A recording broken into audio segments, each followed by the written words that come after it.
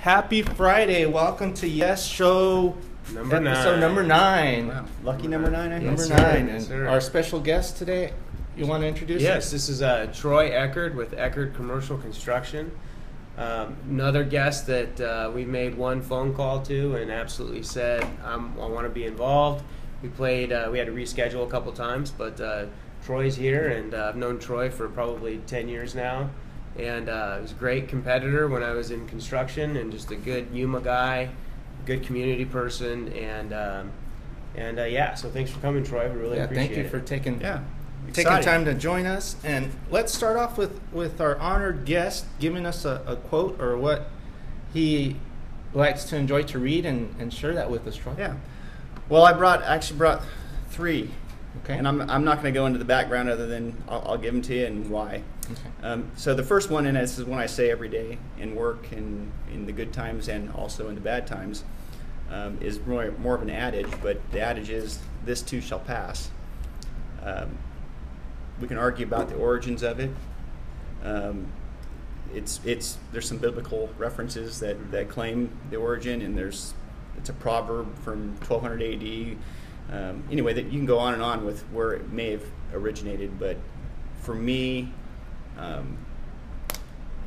every day you go through challenges, in life and in business, and you also go through really good times. And I just repeat this all the time, not only to myself but to my staff whenever we're going through something that's difficult to deal with, and that is, this too shall pass. I mean, you can't drag it on with you.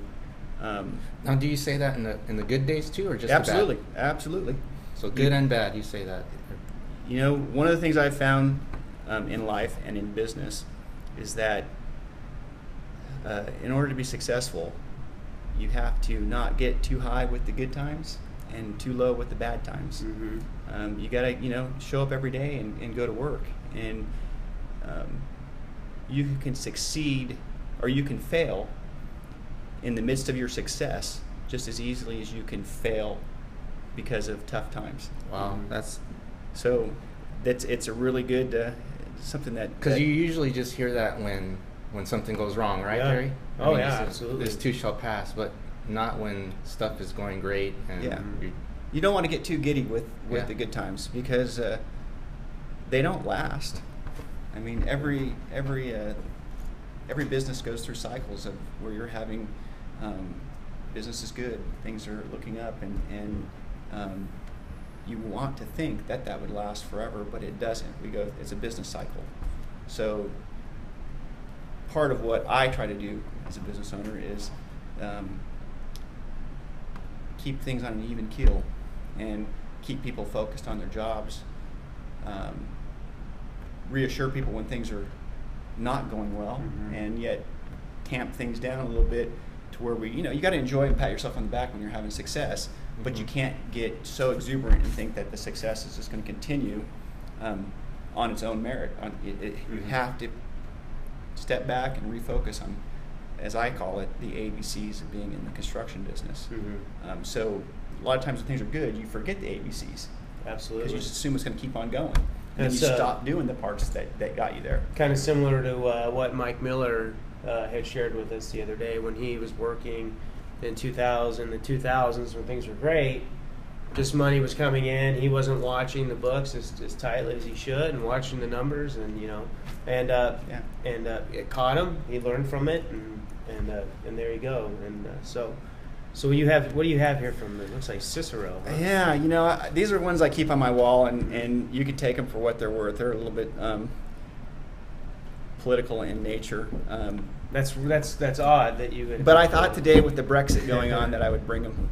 Yeah. So these are posted on my wall. So the first one is, rarely is there new wisdom, frequently there are forgotten lessons. The budget should be balanced, the treasury should be refilled, public debt should be reduced, the arrogance of officialdom should be tempered and controlled, and the assistance to foreign lands should be curtailed lest Rome become bankrupt. People must again learn to work instead of living on public assistance. So that's Cicero. Yeah. And the irony of that I find is that this was, over 1,600 years ago, 1,700 years ago. 43 BC. Yeah, 43 BC.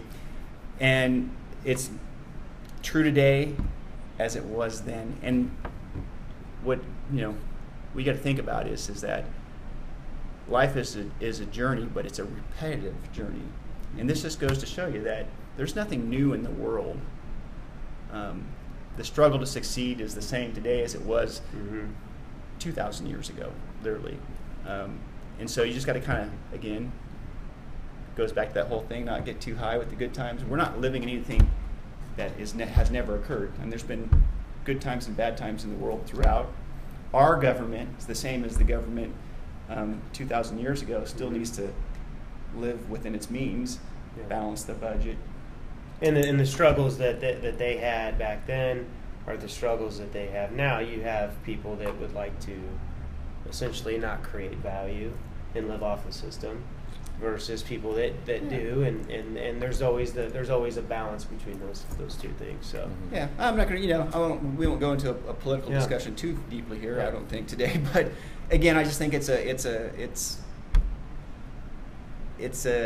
statement, a quotation that I think, like I said, I put it on my wall, I post it, I probably look at it and read it every month or two, when I'm scratching my head about something that I think that is silly that's going on, and just realize that, this has been done before. Governments have been silly before, and they're going to be stupid again. Yeah. So anyway, then the other one I love, when I'm frustrated with government interfering with my business, is so it goes, of all the tyrannies, a tyranny sincerely exercised for the good of its victims may be the most oppressive. It may be better to live under robber barons than under omnipotent moral busybodies. The robber baron's cruelty may sometimes sleep, his cupidity may at some point be satiated, but those who torment us for our own good will torment us without end, for they do so with the approval of their own conscience. So that's C.S. Lewis. And again, when you're dealing with people who have a perceived moral superiority, and they look at you because their opinion's different than you, sometimes they are the most difficult people to deal with, because, and we all have our opinions, but when somebody really thinks that they're doing something to you for your own dang good, man, that's tough to deal with. That's tough to deal with. Yeah.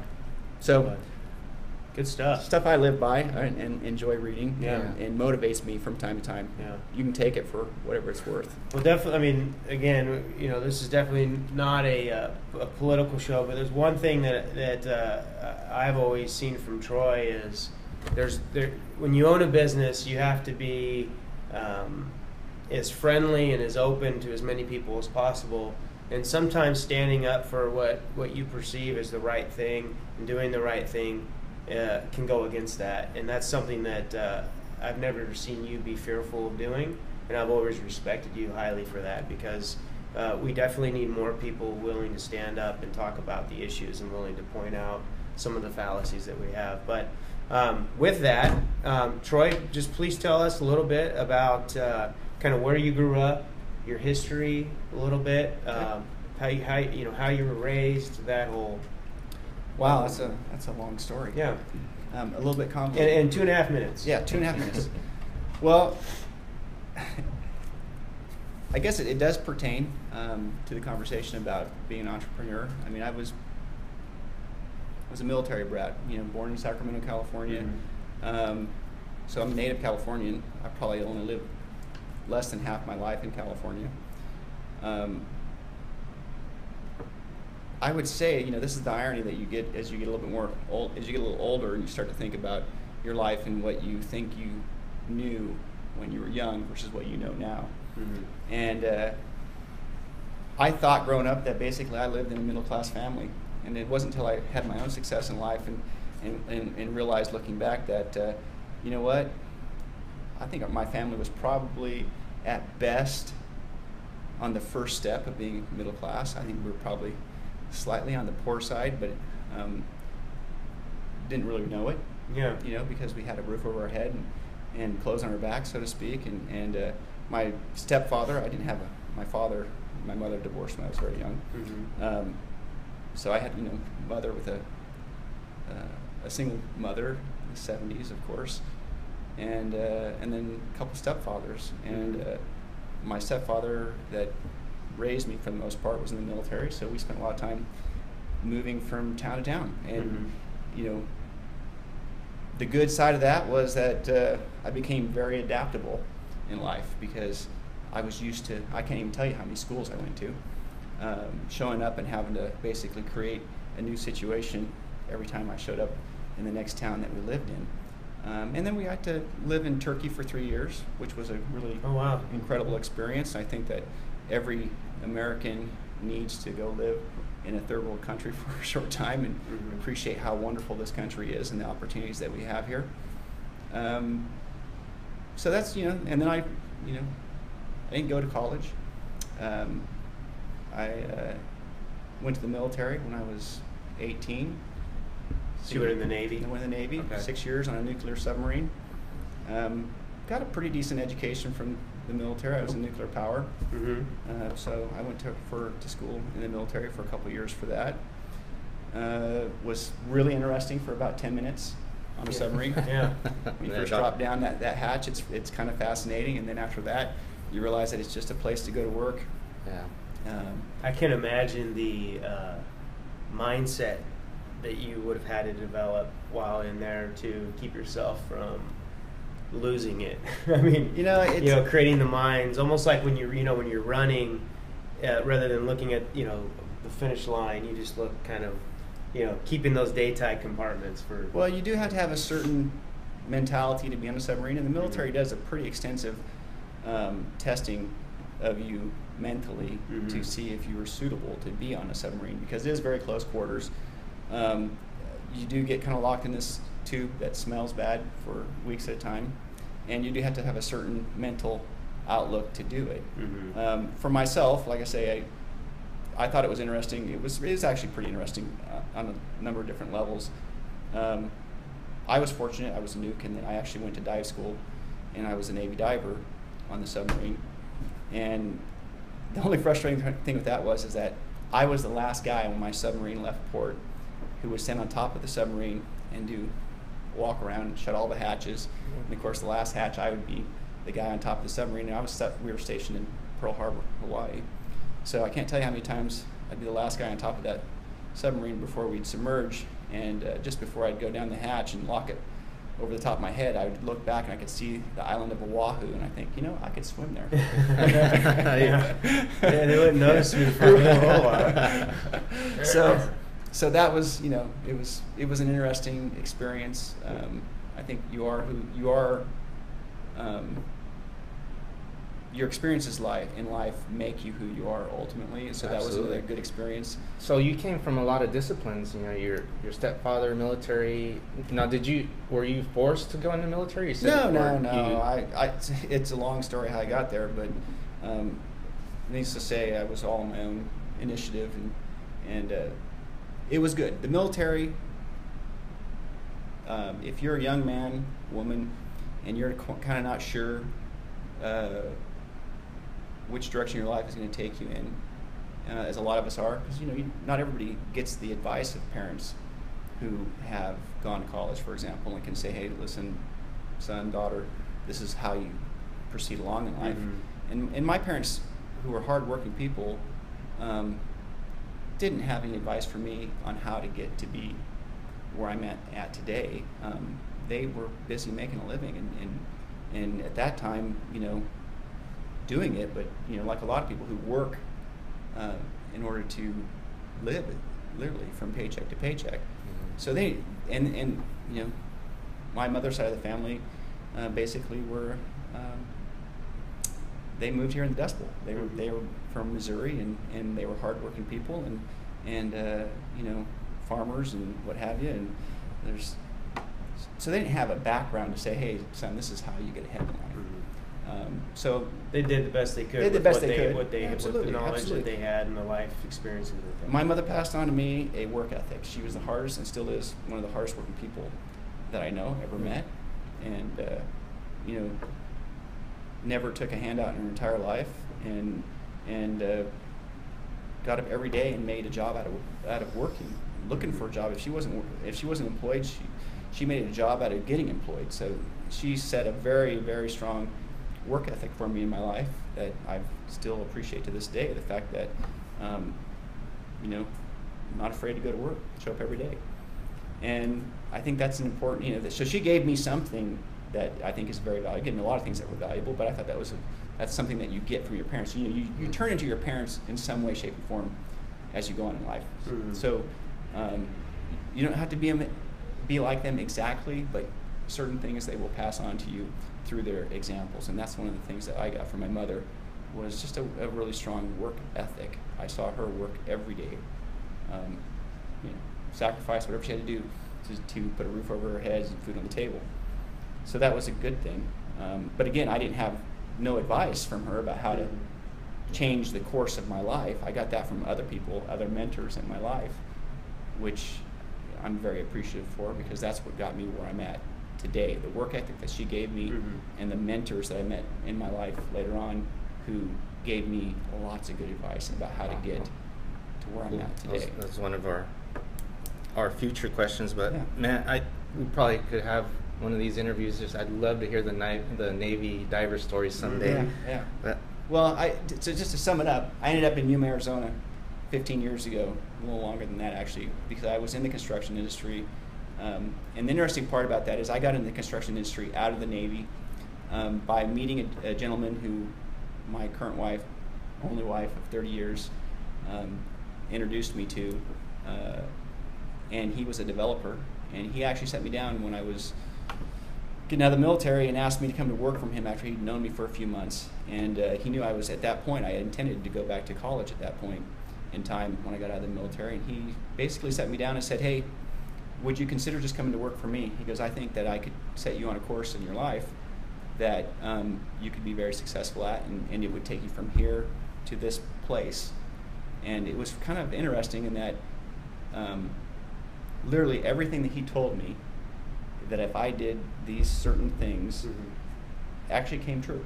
And he's still a very close friend of mine. Wow. In fact, I'm going to see one of his kids. He had 7 kids, and one of the youngest ones is getting married, or actually the oldest one actually is, oddly enough, is getting married next week, or in July, and we're off to the wedding. So, how old were you when you met him? I was 22, 23 when I met him. 23, 24 and I went to work for him when I was 24, 25 years old. Okay. And he was one of the people I consider as one of my first mentors in business.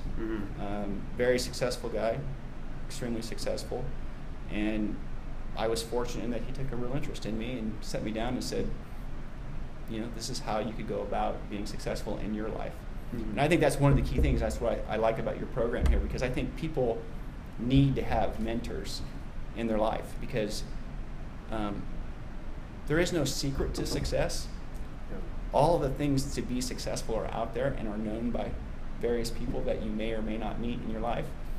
But the difference between being successful yourself could come down to whether or not somebody takes the time to help you in your own personal growth, get from being where you're at to a place where you can be successful. So mentors, I think, are one of the most important things you can have in your life. Troy, that's a great point. And this past week, it's been brought up to my attention. I've been struggling a little bit with this myself. Is that mentors are so important, but now you have this coaching phase where you got to pay for a coach if you want to be successful. Professionals pay personal coaches, and I think I agree with that 100%. You talk to a lot of successful people, and now they're actually paying people to coach them, to hold them accountable. But then I talked to somebody else yesterday, and he says, you know what, don't get me wrong, coaches are great, but find mentors who actually that know you, that see you physically, that are in the same community, they hold you accountable in a different way. So that I think the more and more people that we interview, they're saying, find a mentor, somebody that knows the ropes, doesn't even have to be in the same line of business, but somebody that's gonna, take the time to care for you, and not just talk about business, but ethics and right. Making decisions as far as that goes, and that, I think that's huge. So, well, I agree completely, and I think you can have more than one kind of mentor in your life. I'm I think extremely lucky in that I probably have, I don't know, half a dozen mentors that I've had during my life, and many of them I still have, and then I have friends who are also mentors of some sort or another, because you need people in your life who you can call up and talk to about a situation, who will give you advice and who you respect, and who live a little life on their own and can give you some perspective on the things that are going on in your life. But one of the things I think is really, really important is, in order to be successful, you got to, I'll back up. Many people, you get told when you're a kid by your mom or your dad, "Oh, I just want you to be happy." And I've never really said that to my kids. "Oh, hey, son, I have 2 boys." And I've never told them, "Hey, I want you to be happy." What I've told them is, I want you to be successful.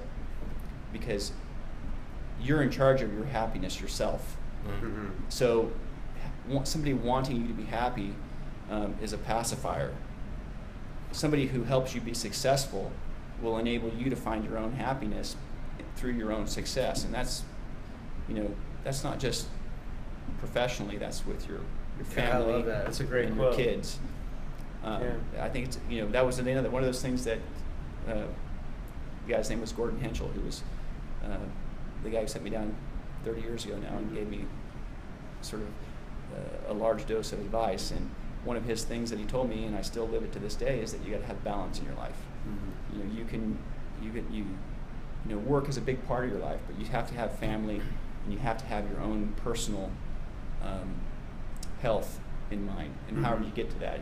I exercise, I work out, I run, I ride horses, I do things that are just my own way of getting away and decompressing from the stress of running a business and everything else. But I also spend a lot of time with my wife, and I have 2 boys who are just, boys are young men now, who I'm very proud of. And you got to have balance. You got to have all those parts. And I do actually think that one of the key pieces in life, and I'm not a religious person, but I think marriage is probably one of the keys to success. Not that you can't be successful without being married, don't get me wrong, but I think that if you have a strong marriage, and if you're a man, you have a good woman. If you're a woman, you have a good man in your life, mm-hmm. Who is your life partner.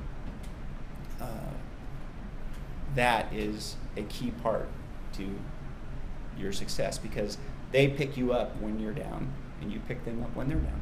Yeah. And believe me, my wife is a huge, huge part of our success, because the company we built together. So love that. It's true. And so you have married for 30 years. You've been in business for 20 years. Well, I've been in the construction industry as a partner in a different company for 12 years, and then have had my own company for almost 10 years now. So almost 10 years to own your own thing, but you've been an entrepreneur in the construction industry for longer than that. You have 2 boys that you're proud of, mm-hmm. so that you're successful, and through that success, you get your happiness. And I also forgot that you're an athlete. You push yourself physically as well. So. Oh, I want to hear about that. Yeah, absolutely. So, I love that. That's true, and it's true. Like, being happy is a pacifier, because it just implies that being happy doesn't involve work. You gotta make an effort. You gotta go out. You've been married 30 years. I've been married 6. Mm-hmm. I know that it takes, after 6 years, I know that it takes work. And right? So you've got to do everything you can to make sure that you're a good husband, a good provider, there emotionally. Every marriage is a little bit different, but that takes work. But as a result of that, you get something that's so much bigger, so much better than the effort that you're putting in. Well, I think for me, the key of being successful is that no one hands you all the answers. I mean, like I said, I was fortunate. I had a mentor that gave me a lot of guidance, and multiple mentors for that matter. I could go into, detail on the 5 or 6 people who have really made an impact in my life and given me good advice and helped me succeed. But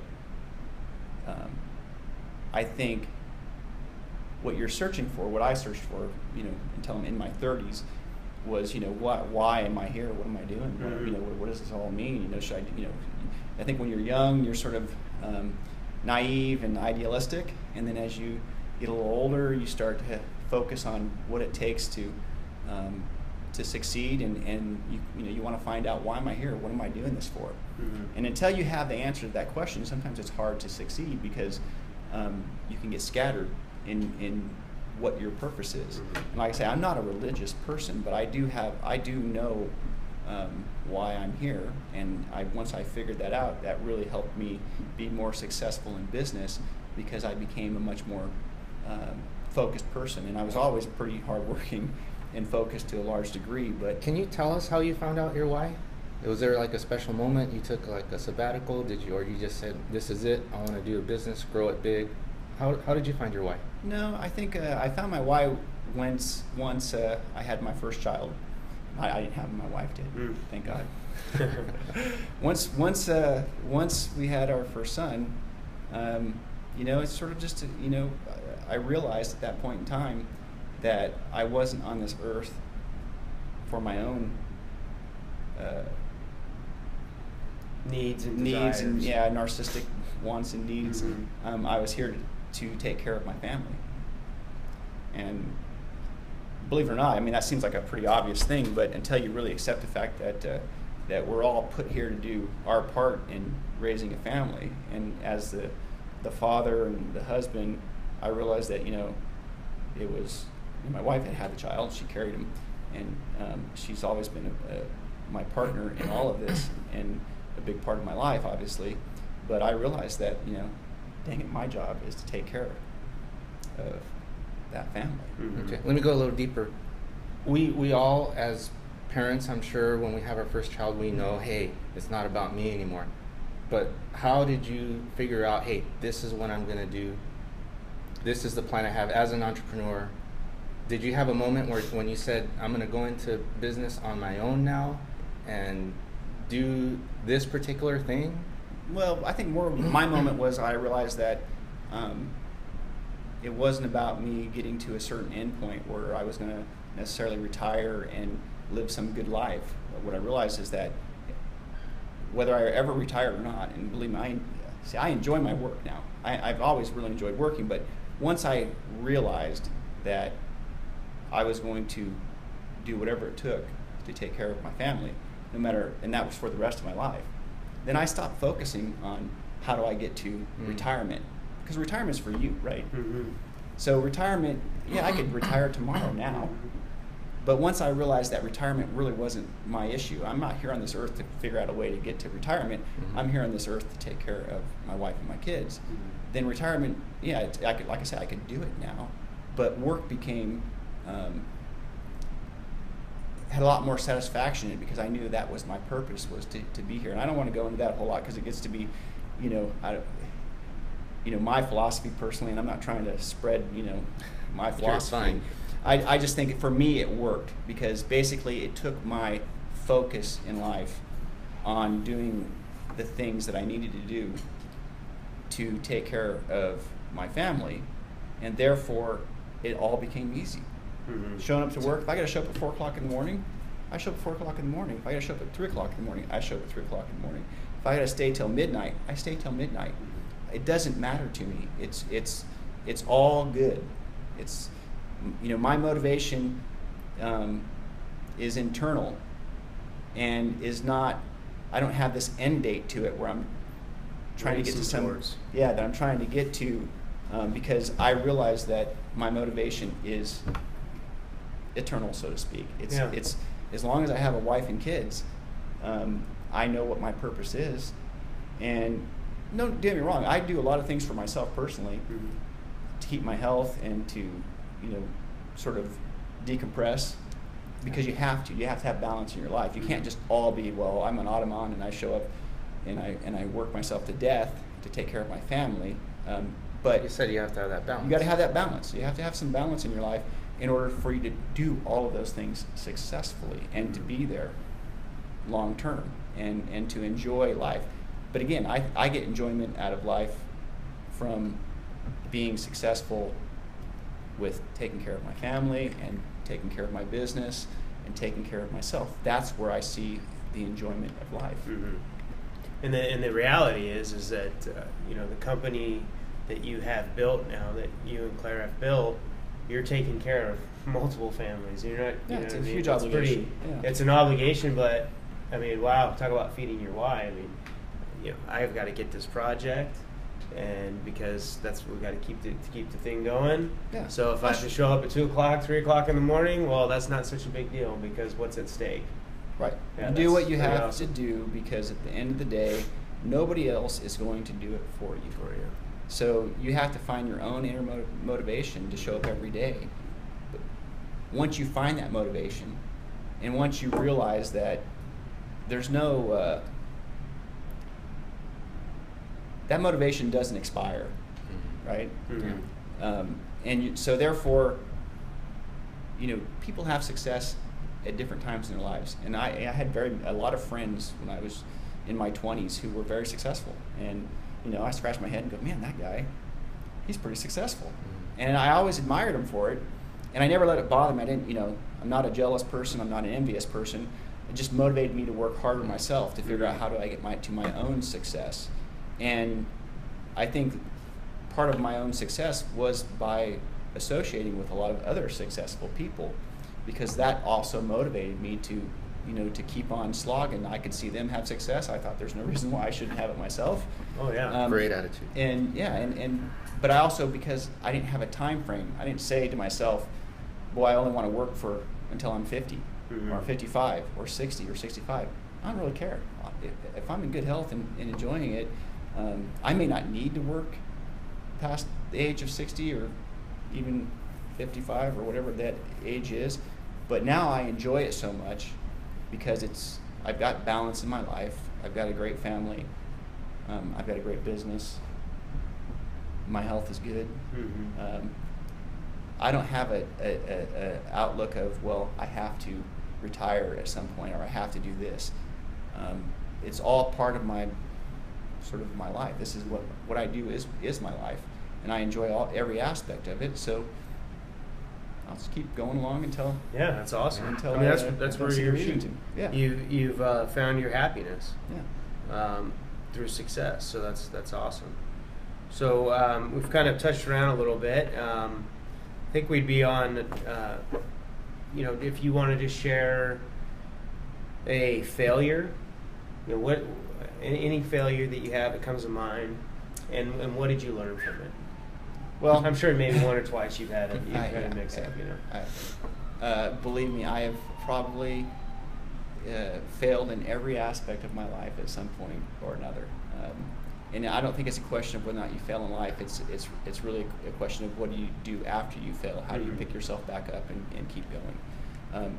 Construction, you know, I had a business actually that I started when I was in my late 20s initially that didn't really go anywhere. You know, I wouldn't call it a success. I wouldn't call it a burning failure. It didn't put me in the poorhouse, but it just was the wrong time, wrong place. I wasn't quite ready for doing that business on my own, and I had a partner who was going to be part of that business, and he got divorced at that point in time, so the whole thing sort of fell apart and exploded in you know, in my face, I guess. But I just picked myself up and kept on going. So, you know, I didn't, you know, success is never this straight line where you just, you know, it just happens and you go from one day to the next day, everything being good. So, you know, I have failed in business before.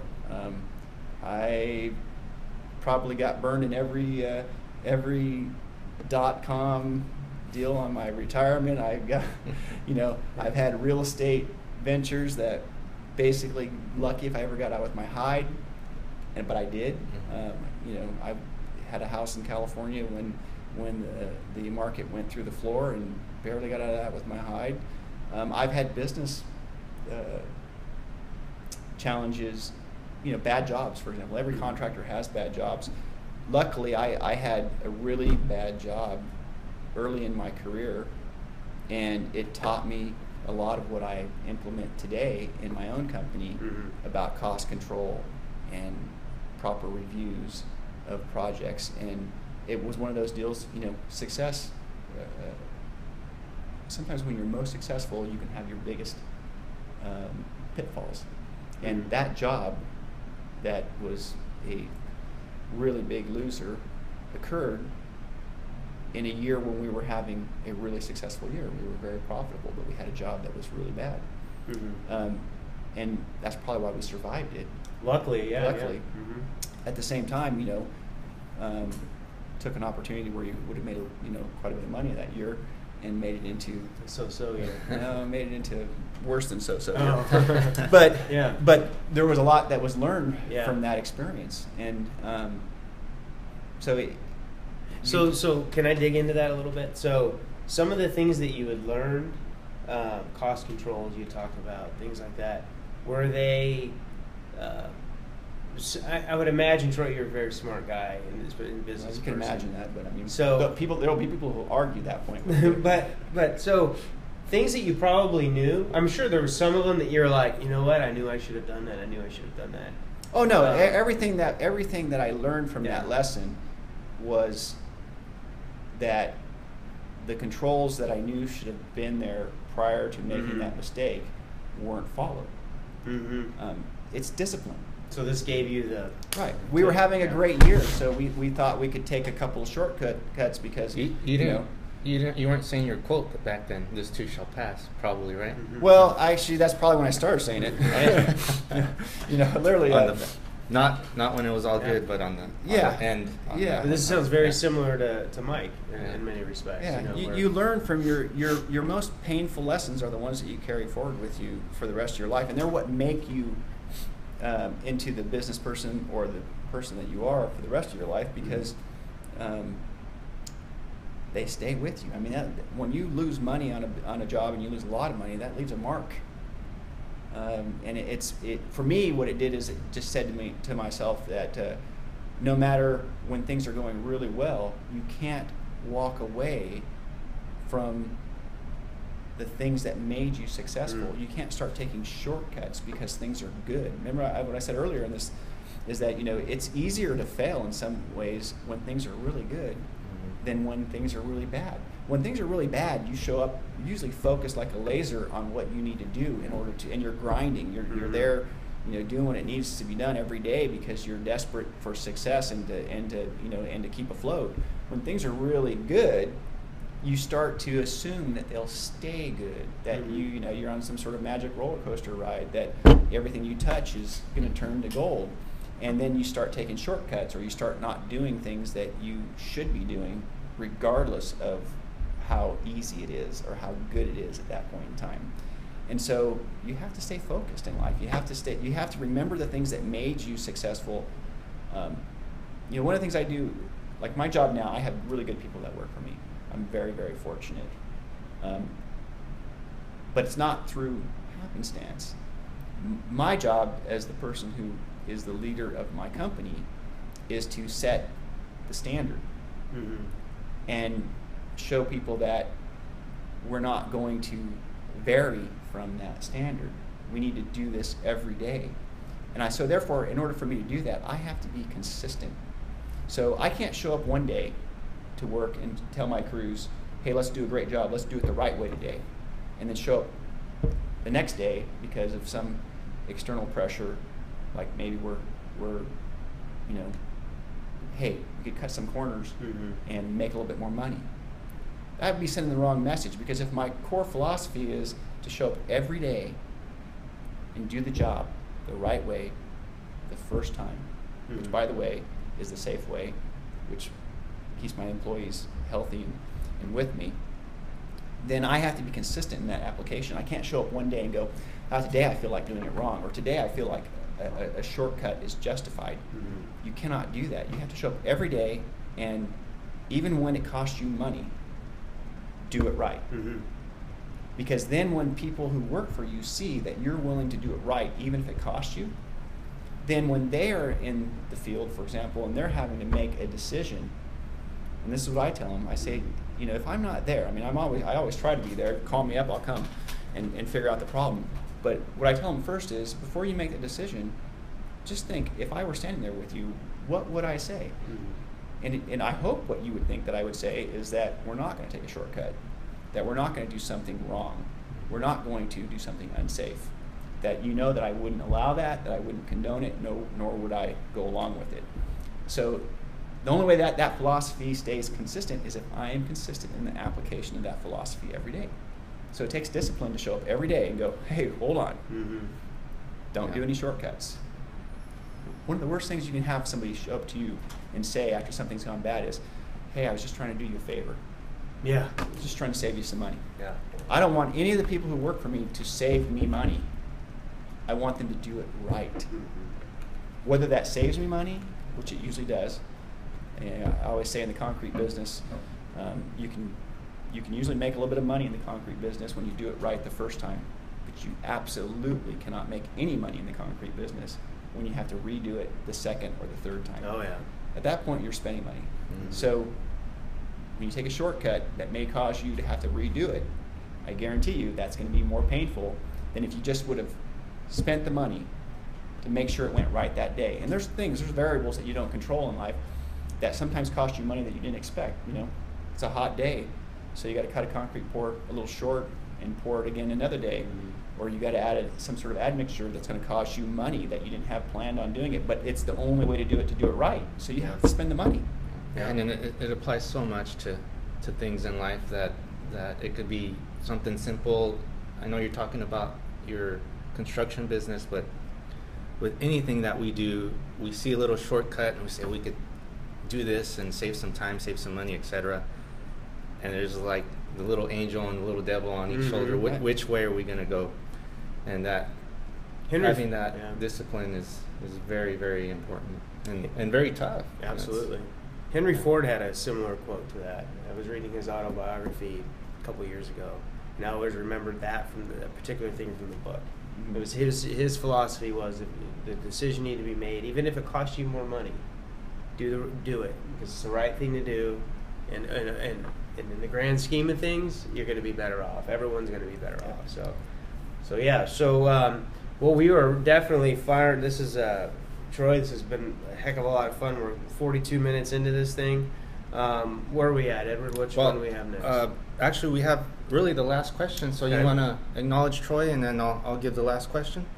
Yeah, Troy, I just thank you very much again, buddy, for coming. And I'm sure we'll have to get you back here again for round 2. Thank you so much. No problem. And go for I think what you're doing is a great, people need to see that other people are out there and they struggle and they had a long journey to get to success. It doesn't occur. It's just not a straight line. And I think that this is a great program to help other people get to that place. And finishing with that, having said that, there's a lot of people listening here who maybe are just thinking about going into business for themselves, or maybe they have a sales career where they're 100% commission.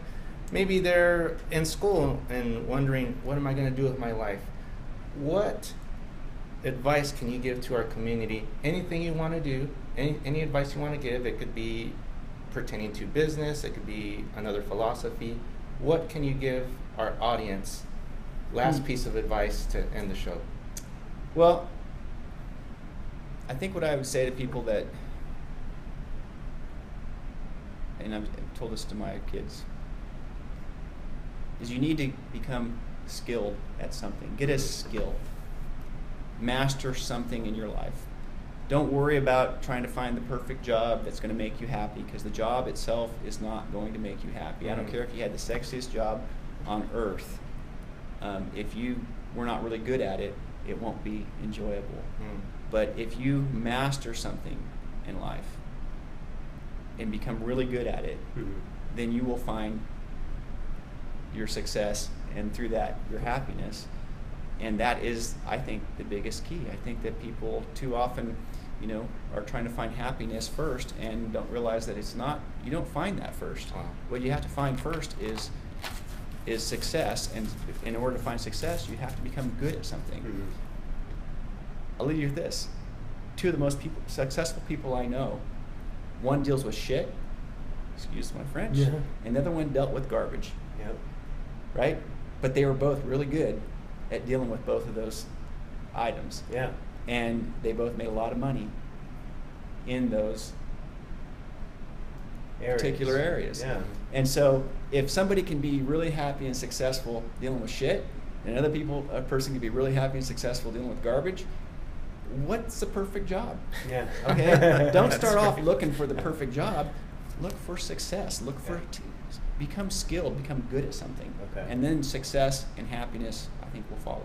That's great. Love it, Troy. That's was awesome. awesome. I've never Great. heard that before. Yeah, great way to end the show. Thank you very much. We will see you next Friday for another great interview. Keep up the comments, and we'll see you next week. Please like and share. Like and share.